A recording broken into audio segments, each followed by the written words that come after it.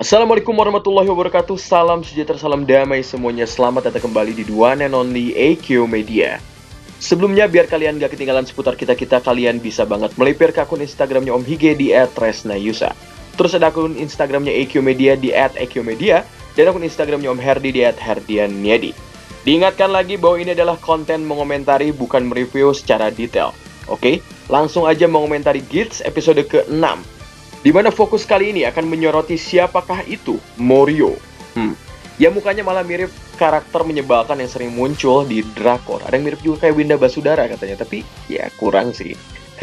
Dari menit awal sampai menit kedua, kita diperlihatkan bagaimana per karakternya terus-terusan memberikan persona sifatnya sendiri dengan apik. Dimana di sini kita diperlihatkan terus pada awalan series bahwa ada rangkuman ya, kayak vlog ala-ala Keiwa, gaya-gaya Keiwa ya. Keiwa yang selalu memandang agar dunia ini tidak ada pertengkaran dan berjalan damai aja. Selalu memandu kita dengan nuansa sentimental dalam setiap pembawaannya.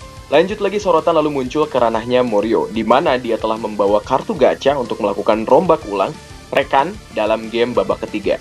Menit 3.58 masih di area istirahat, kita melihat lucunya Neongchang yang menyantap es krim dengan biskuit bermotifkan Nago. Di sana fokus utamanya adalah berita mengenai kasus dealer kasino tidak resmi yang dalang utamanya adalah Koganea Morio. Tematik episode ke-6 ini ya sangat cocok dengan jalan hidupnya Morio sih. Sepak terjangnya, pekerjaannya apa, kelakuannya kayak gimana, plus kasusnya di dunia nyata sebagai buronan yang mencuri uang di kasino, semua sangat pas gitu. Jadi kayak tematik ini pas banget gitu bahwa yang dainya adalah Morio. Tingkahnya yang licik sepanjang DGP dan ditambah lagi pilihannya yang ingin ngegacha rekannya juga pas sih. Kayak sangat pas gitu dengan temanya, apalagi motif Yamato sekarang yang didasarkan atas kartu remi. Semakin mempertebal detailing dalam Gits kali ini, di episode ke-6. Lanjut, kita komentari sampai ke menit 5:41 di mana Koganea Morio ini mengaku jago kalau urusan gambling.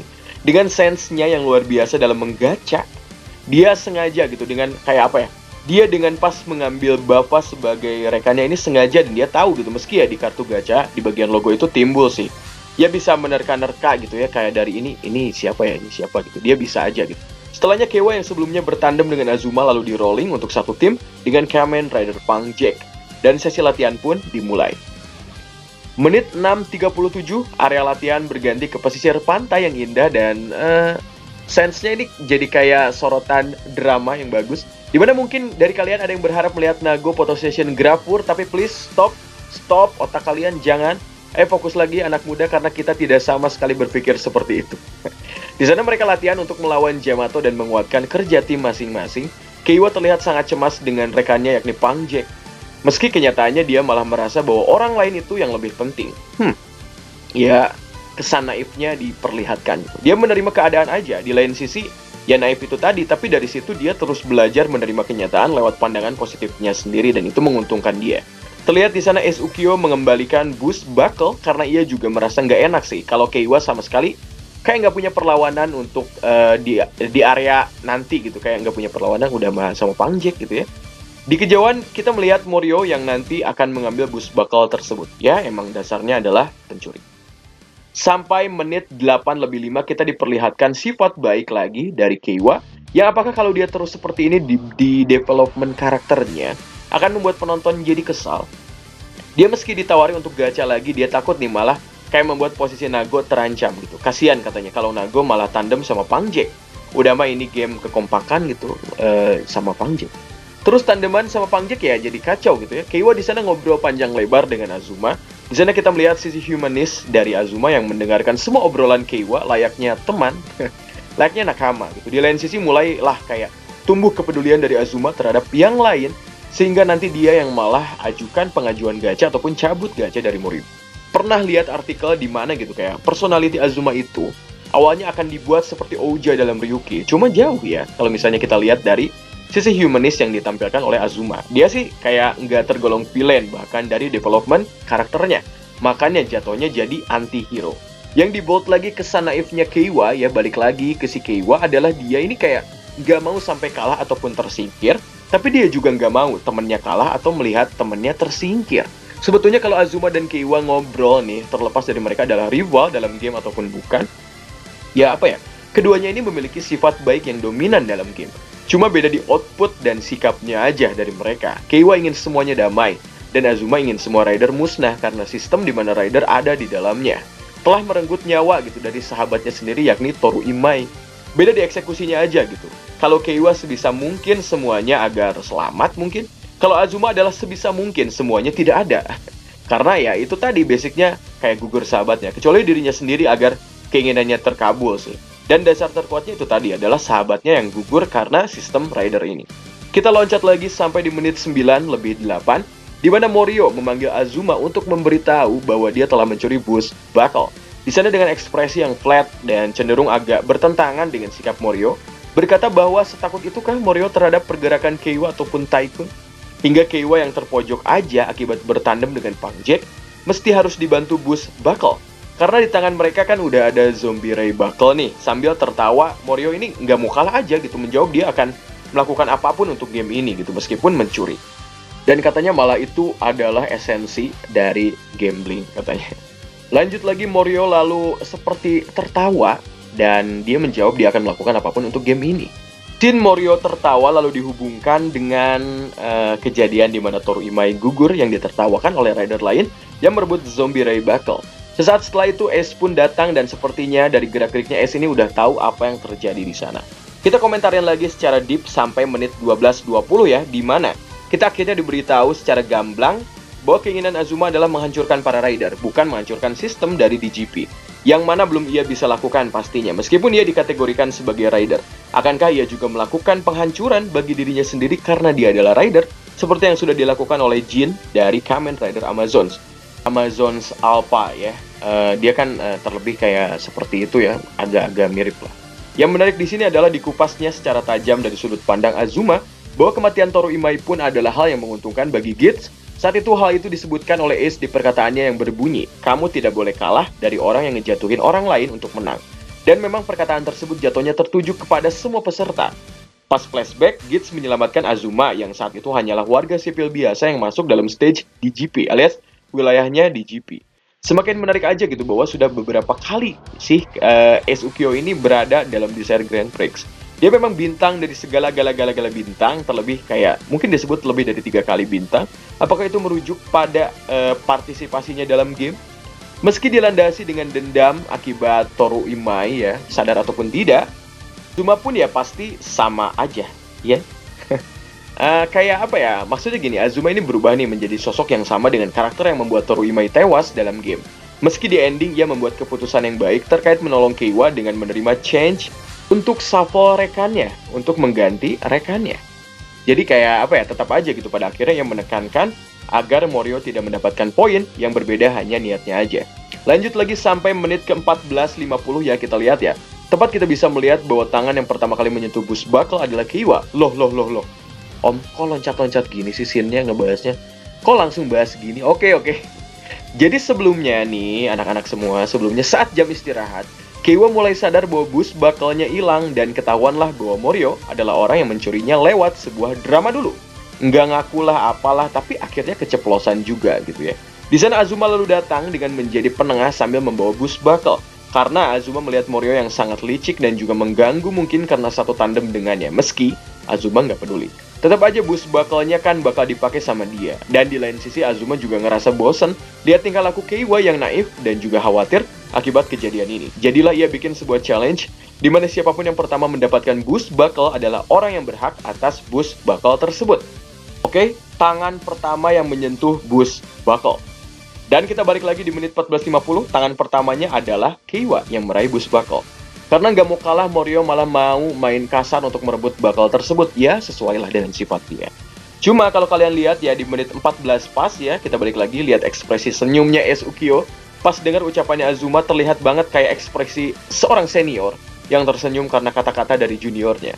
Terlihat banget di mana Ace Ukyo ini sangat tahu banyak hal tentang Desire Grand Prix, meskipun misteri bagi dirinya sendiri sangat banyak ya di arena game ini, belum ketemu dan terus ia cari. Lanjut lagi di menit 15:21, ya misi pun akhirnya dimulai.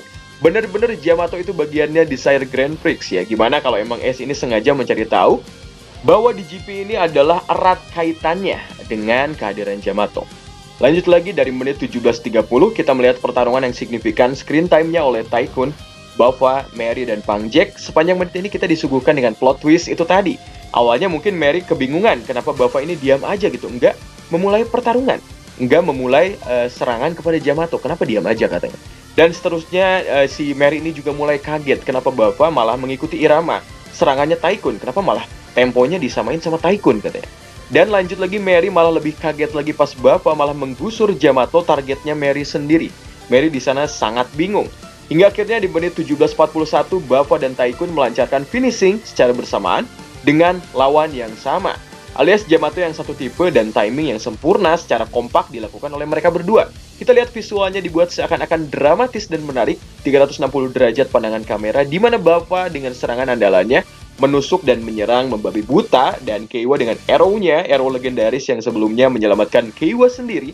Pertama saat Shiroe menyelamatkan Keiwa, dan kedua saat Ginpen bersama Keiwa pun memakai senjata yang sama. Ini sangat keren. Heroiknya, vibes-nya, musiknya, semua mendukung banget aksi ini. Keren gitu ya. Lanjut lagi di menit 17.57, kita pause sebentar, salvok ya sama bus bakal motor yang kepalanya menjadi Bava, menyesuaikan sama siapakah usernya. Pas Gits dipakai ini ya menjadi rubah gitu. Dan di belakangnya kelihatan Mary juga kaget akan skema ini. Setelahnya Keiwa pun kaget, loh, kok bisa dikalahkan gitu si Yamatonya. Hingga akhirnya Sumuri masuk ke area pertarungan dan mengumumkan bahwa pergantian duo ditarik oleh Azuma, sehingga Tycoon balik lagi sama Bava. Si Azuma sih nggak ngaku ya, kayak dia, ya ini kan cuma ngasal aja ya, kebetulan aja kamu gitu yang saya pilih, Tycoon gitu katanya. Dia ya tidak berkata bahwa dia niat nolongin Keiwa, cuma kan dia dikasih tahu nih di awal tadi kan, di awal menit tadi tipsnya sama si Mary gitu, bahwa tips gacha kayak gimana ini dikasih tahu gitu. Nurutin teksturnya mungkin si kartu gacha, dan emang Azuma juga ingin kayak Mary ini keluar sih dari pertarungan. Azuma ingin kayak gitu sih, karena ya emang kacau kalau Mary ini terus berada di pertarungan. Dan lanjut lagi sampai menit 21 pas misi akhirnya selesai, di mana 600 poin didapat oleh duet Nago dan juga Gits. Poin Tycoon dan Bava adalah 200 poin dan Mary beserta Pang Jack adalah 0 poin. Yang menarik di menit 21:12 di mana kita bisa jeli ya, kita lihat Keiwa bersyukur sambil menepuk rekannya Azuma, malah dibalas singkiran tangannya dari Azuma gitu. Ya itulah sifat mereka berdua gitu. Di lain sisi, saat penyebutan skor berakhir, Mary lalu didepak di area Desire Grand Prix, Morio dikeluarkan di area Games. Saat Sumuri berkata Morio telah resmi gagal sebagai Kamen Rider. Dengan sifatnya yang baik, lalu Keiwa bertanya dan prihatin, kemanakah Morio sekarang gitu, sambil ekspresinya kayak yang sedih. Sumuri berkata bahwa orang yang gagal akan kembali ke kehidupan mereka masing-masing. Apakah ini adil? Mungkin benefitnya ini menjadi lebih baik ya, daripada musnah ataupun mati di medan pertempuran, seperti Ginpen, Shiroe, ataupun Toru Imai. Di mana orang yang gagal sebagai rider akan dihilangkan ingatannya ataupun di-reset perkara di GP dan kembali ke kehidupannya bersama masalah sebelumnya. Di sana Morio akan kembali pasti dikejar-kejar oleh pihak kasino dan juga polisi karena dia adalah seorang buronan, dan hutang-hutangnya juga akan ditagih. Bukan hutang ya, jumlah uang yang ia curi akan ditagih gitu. Ya mungkin yang gagal dari banyak gagalnya juga ya.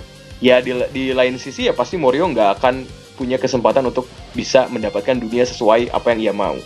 Ya mungkin itu lebih baik ya daripada mati ataupun musnah. Cuma kalau kalian detail ingat, Boes di sana bicara tentang tidak ada kesempatan kedua bagi yang gagal sebagai Kamen Rider. Mungkin merujuk pada tidak akan ada lagi kehadiran Morio sebagai Kamen Rider. Kalau para peserta yang bertahan ketemu lagi sama Morio juga, Morio nggak akan ingat mereka siapa gitu. Hanyalah om-om buronan tukang judi. Mungkin masih mencari kenapa DGP harus ada dan kenapa Yamato juga ada. Plus, kemanakah Kamen Rider yang mati di medan pertempuran DGP.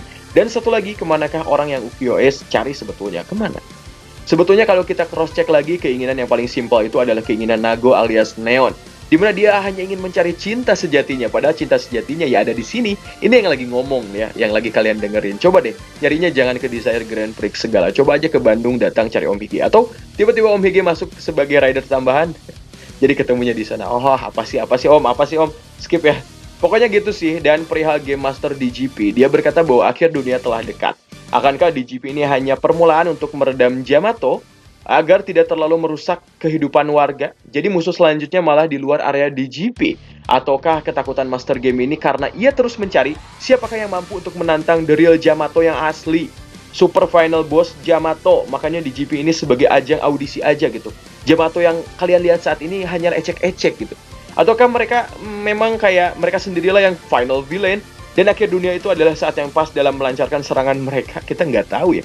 Tapi nggak tahu juga sih, karena di akhir dia bilang, si Game Master, bahwa apakah kalian bisa melindungi dunia ini, wahai Kamen Rider? Ini akan menjadi menarik sih. Kayak jadi fokusnya nggak cuma di game survival aja.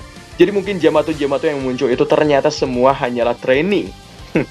Mempersiapkan siapa yang layak melawan musuh yang asli, yang akan benar-benar menghancurkan dunia ini. Gila aja sih kalau misalnya Jamato ini semua hanya prototipe dari musuh asli yang kekuatannya bahkan 3 ataupun 5 kali lipat dari Jamato sekarang. Kan nggak mungkin juga ya ini berjalan 50 episode ke depan hanya menampilkan survival game yang terus aja diulang-ulang kayak gini. Misalnya ada yang juara, diulang lagi, juara, diulang lagi. Pastinya nggak akan seru kan kalau semua begini terus. Di episode minggu depan akhirnya ada monster mingguan, maksudnya monster bulanan. Di sana ada Jamato Boss bermuka 2 kuda dan motif kaktus. Monsternya agak-agak serem sih, tapi epic ya desainnya gitu. Nggak serem maksudnya dibanding Kamen Rider kemarin, ya. Game minggu depan adalah Tendang Kaleng. Apakah misteri terbaru berikutnya? Kita akan bahas di minggu depan. Minggu depan Ace berkata bahwa Keiwa ini gitu ya akan melindungi dunia ini sembari menciptakan dunia yang ideal bagi dirinya. Oke deh, thanks semua yang udah nonton. Sampai jumpa di video berikutnya. Mohon maaf banget Om Hige suka telat membahas mengomentari. Mohon maaf banget ya. Wassalamualaikum warahmatullahi wabarakatuh.